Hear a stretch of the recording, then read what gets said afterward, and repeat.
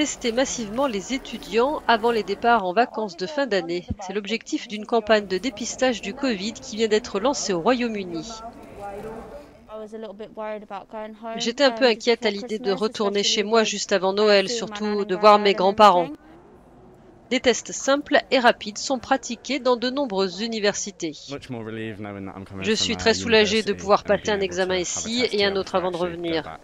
Je suis une étudiante internationale, donc je me sens bien mieux de savoir que je peux avoir un test avant mon vol et à mon retour. Élaboré à la hâte, ce plan prévoit 2 tests avant le départ des étudiants, échelonnés sur une semaine, avant que les cours ne se fassent tous à distance à partir du 9 décembre. Nous avons eu très peu de temps pour transformer toutes ces magnifiques installations qui étaient destinées au sport il y a une semaine et qui servent aujourd'hui de laboratoire.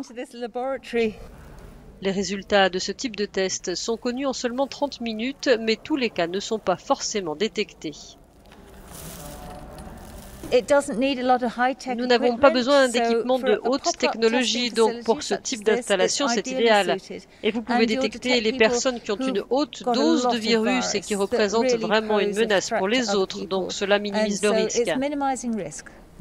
Toutes les universités ne participent pas à cette campagne, mais la plupart le font. Ici, à East London, on fait appel à des étudiants volontaires pour effectuer les tests et traiter les résultats. Certains étudiants sont issus de l'école de biosciences et ont une certaine expertise, mais pas tous.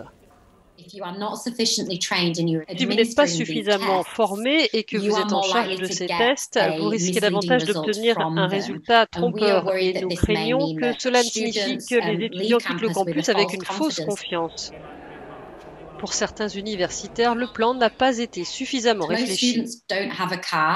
La plupart des étudiants n'ont pas de voiture. Il y a de fortes chances qu'ils se trouvent dans des transports publics bondés au retour et qu'ils contractent le virus.